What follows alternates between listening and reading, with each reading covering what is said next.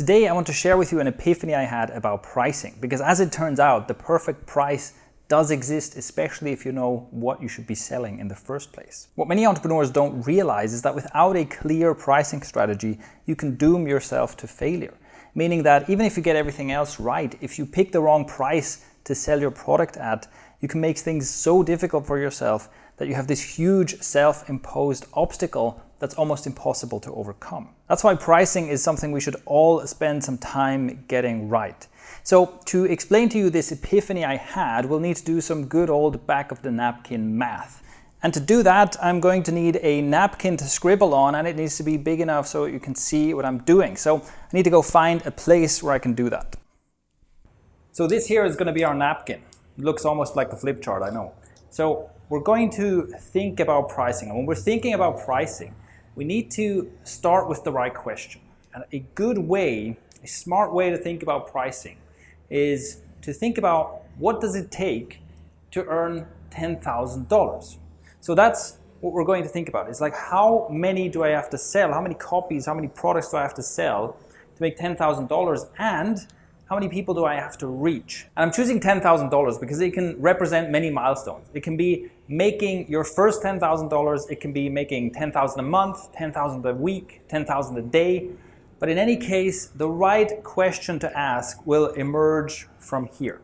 And let's start with a low price. Let's say I'm selling an information product at a low price. Let's go with $5. So $5, that's what one copy of my ebook, for example, costs. And right away what we can tell is at a price point of $5, we need to sell 2,000 copies. Sell 2,000 copies in order to make $10,000. Now here comes the first point. Point number one is what I call the big drop. What we have to realize is we have to think about, well, what's the conversion rate going to be on a $5 product? And the first thing we have to realize is that any price, anything that is more than $0 will make the conversion rate plummet, right? Even if it's $1, if it's 10 cents, in fact, the conversion rate between $1 and $5 is probably going to be more or less the same. The biggest difference, the big drop happens as soon as you charge any amount of money. And that's because charging money, having to pay money, represents a really big obstacle. You have to fill out forms, you have to trust someone with your payment data, you have to maybe dig out a credit card, copy in the numbers and so on. And also for some people, it's just going to be like, oh, this payment system that you're using isn't supported in my country, or I don't have a credit card, or whatever. So as soon as you charge any kind of money, you'll see a big drop in conversion rates. So if you're giving something away for free and maybe asking for an email address as an opt-in thing, you can get double-digit conversion rates, right? You can get 10, 20, 30, depending on how warm the traffic is. You can get high conversion rates. As soon as you charge any amount of money, you'll see the big drop. So what is a possible conversion rate here? And again, this is, rough ballpark math, right? Let's say you get a 5% conversion rate. That is assuming you don't have like super hyper targeted traffic, but also it's not just cold traffic, it's not just shotgun traffic. And your sales page is doing a good job, 5%, that's a decent performance here. Now, at a 5% conversion rate, this is the problem. This is why we're talking about reach. At a 5% conversion rate, you have to reach 40,000 people. Okay, 40,000 people need to come to this sales page for you to make 2,000 sales, for you to then make $10,000 off of those 2,000 sales, okay? 40,000 people, that's important because we often think, oh, I can lower the price. If I sell a cheap product, it's going to be easier, right? But 40,000 people, trying to reach 40,000 people, that is a big ask. And on any platform, in any way, right? Trying to post something on social media that gets 40,000 views, trying to post a YouTube video that gets 40,000 views, trying to build a mailing list of 40,000 people, trying to get 40,000 people to a sales page. That's a big ask. How are you going to do that? How are you going to find 40,000 people to bring to your sales page? And if you think about how much work that is to reach an audience of this size, then the payoff of $10,000 is like, well, is that worth it? The amount of work I have to put in here to make $10,000? I don't know. This brings us to point number 2, which is let's think about reach and let's reduce the reach required to make this money. So let's experiment with a different price.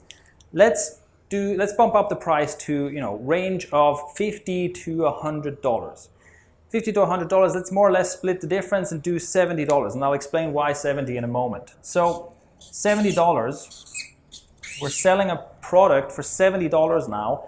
And at this price point, we need 143 sales to make $10,000, 143 sales. Now, of course, that's way less, which is good, but we have to think about this reach again. Now, what happens to our conversion rate if we go from $5 to $70? Let me tell you the ballpark figure first and then where it comes from. So here, a conversion rate that is in the realm of possibility will be 2.5%, all right? 2.5%. Now, the reason I'm using $70 in this example is that I'm currently selling a product that sells at an average of $70, and the real conversion rate on that is 2.44%. So this is a realistic conversion rate at this price point. I'm not just making stuff up. Now, at this conversion rate, we have to reach 5,720 people, right? 5,720 people to make $10,000. So did you see what happened here? We more than tenfold increased our price, but our conversion rate's only about halved. And as a result, the required reach, the required audience reach goes down dramatically. So right away, it's much easier to imagine doing the work needed to get roughly 6,000 people to see my sales page to make $10,000. And I don't know about you, but right away when I see this, I would much rather do this. I would much rather do the work to get 6,000 people to see my sales page to buy a $70 product so I make $10,000 than trying to find 40,000 people. The reason this is happening, the reason we're seeing this here is point number 3, the conversion slope. So the relationship between our price and our conversion rate is not linear. And in fact, it runs across a slope. So let's have a look at that. So let's make a simple graph here. We've got our price going from cheap to very expensive, and we've got our conversion rate going from high to low. And first of all, what we already saw is there's a big drop. So if our price is super low, our conversion rate can be very high, right? We give away something for free. And what happens is that there's a massive drop that happens to a $1 price. Now, I don't want to use up too much of this scale. So let's just say the drop goes until here, all right? And then from here, what happens is that the slope, as the price increases, goes something like this. There are two aspects to this slope. The first is that it's kind of a gentle drop off and it slopes down like this. And so it's not a 45-degree angle, right? It's not a linear relationship where if I halve my price, it will double my conversion rates and I end up making the same amount of money. The second is that there are certain psychological price points, certain psychological barriers. That would be less than $10 or more than $10, less than 100, more than 100, and so on. This is why we always see price tags like $9.99, right? Because if you charge $9.99 for something instead of $10.01, even though the price difference is almost non-existent, it will be like a steeper drop right there. There's just a psychological barrier. But the most important thing is to realize that doubling our price generally doesn't halve our conversion rate and vice versa. What this slope means is that as we increase the price, in terms of how many people we need to reach, it tends to develop in our favor. Higher price means I need to reach fewer people to make $10,000. Let's go back to the original napkin.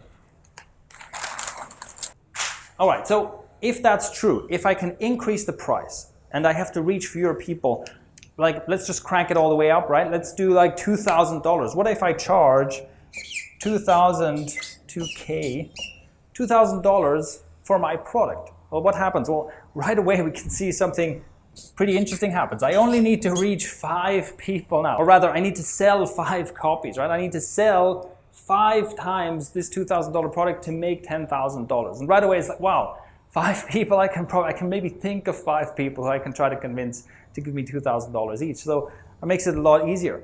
But what happens with the reach? Because obviously, convincing someone to hand us $2,000 is going to take more work. So what happens to the reach is, well, even if our conversion rate drops by a lot, let's say we can only convert 1 in 1,000 people, right? So let's say our conversion rate goes to 0.01%. We can only convert 1 in 1,000 people. That means we need to reach 5,000 people. And, well, once again, that's lower than what we had here. And, you know, this is a big drop. You can probably put together a good sales page, probably get a bit more than that, right? So it still holds true. As I increase my price, I need to reach fewer people to make $10,000. But this is where the next point comes in. Point number 4 is what I call the logistics problem. So new graph real quick for the logistics problem. Here's the thing, right?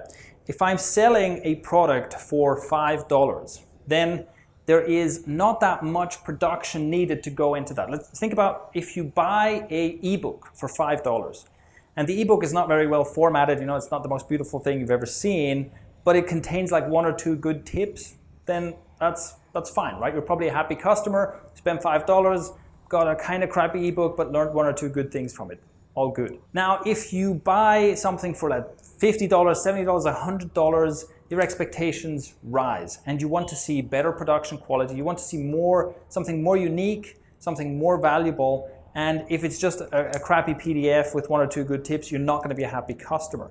In other words, on the product creation side, as the price goes up, the amount of effort it takes to put together an offer that will work, that will make people happy and that people will buy. In other words, putting together an offer that justifies its price point requires more and more work. So if we look at this graph here, we have low price to very high price and we have little to lots. And our first line here, the blue line, is going to be the product work, the amount of work you have to put into production to make a product that justifies its price point.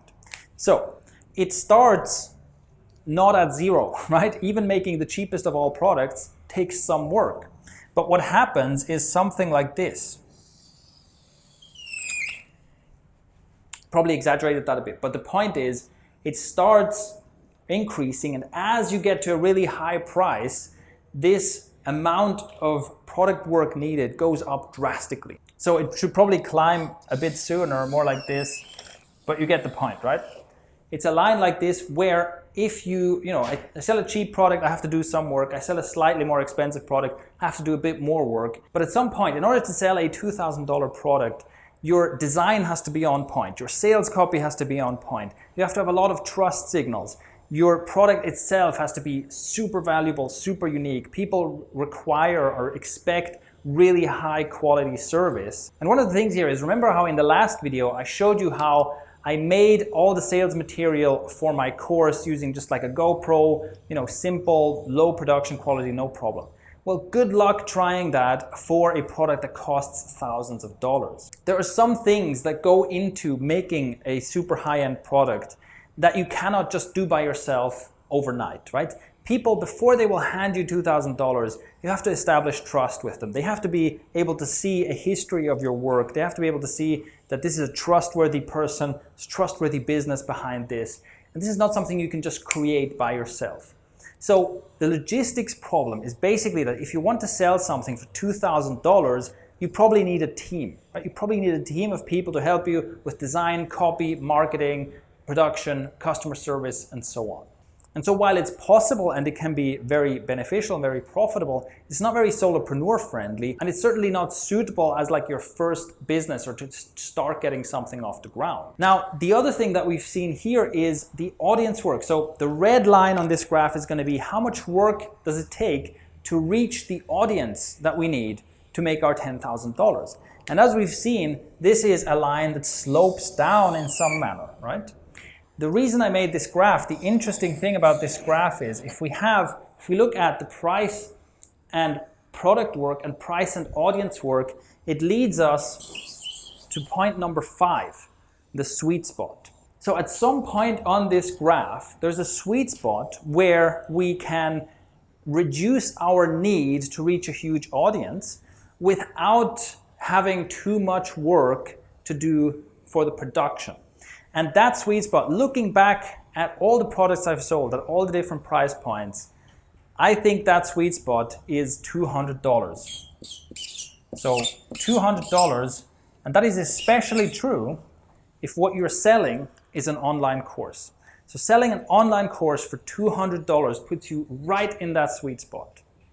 So let's quickly do the math here on our napkin for a $200 product. What that means is we need 50 sales. We need 50 sales of a $200 product to make $10,000. Now, like I said, I'm selling a $70 product right now, real conversion rate 2.44%. I'm also selling a $200 product right now, real conversion rate 2.14%. So as you can see, this is the slope in action, right? The conversion rates, let me put that here. Let's just do 2%, right? Round it down a bit. The conversion rates here are pretty damn close together, even though the price is almost triple. That is the slope in action. And that means that our required reach here becomes 2,500 people. I need to reach 2,500 people to make $10,000. And this is why the sweet spot is $200 product for an online course, because reaching 2,500 people, that's not something that's going to just happen by accident or overnight, right?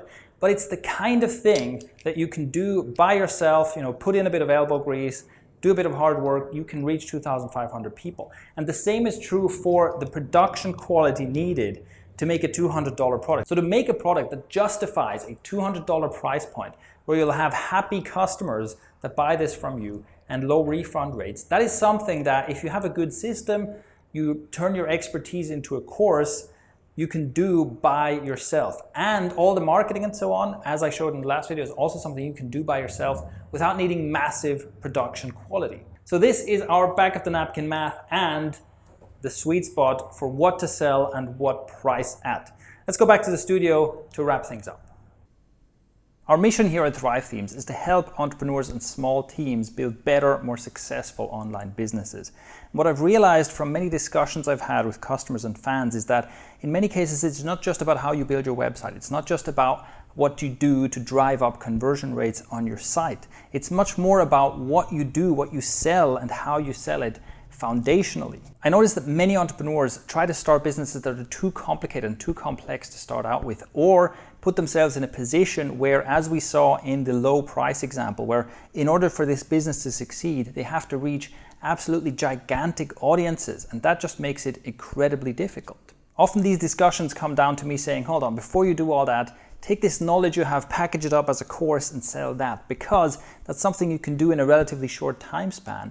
And selling a course can give you a platform. It can be a foundation on which you can build other things. See, this is what I did as well with Thrive Themes. Yes, I founded Thrive Themes, a software company, but I didn't start with that. And frankly, there would have been no way for me to start Thrive Themes as my first business. I built the necessary marketing skills, the necessary entrepreneurial skills, the experience, and I earned the money that was needed to start a business like Thrive Themes by selling courses first. In so many cases, that's just the best way to start, even if you have other ambitions. And so to close this off, let me give you one little bonus insight. If we think about the napkin math we just did, maybe you're thinking, oh, that $2,000 price point, that was pretty attractive, right? I mean, think about only having to make 5 sales to earn $10,000. That is really attractive. But like we saw, there is the logistics problem.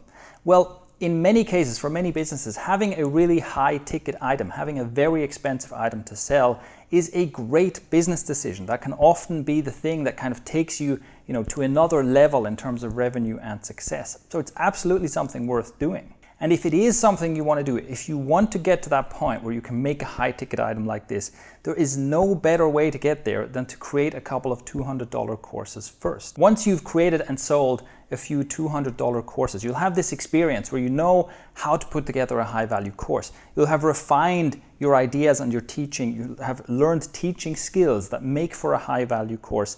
You'll have marketing skills. You'll have customers ready to buy more from you. It is such a good foundation. So even if you want to go for the higher price, even if you want to follow this principle of reducing your required reach by cranking that price up all the way, that's definitely a good idea to do. But starting by selling one or several $200 courses is the fastest way to get there.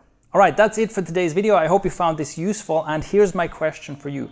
What is a topic that you could make a $200 course on? If you had to start building a course right now, what topic would you pick, and what questions do you have? What challenges do you see? Let me know by leaving a comment below.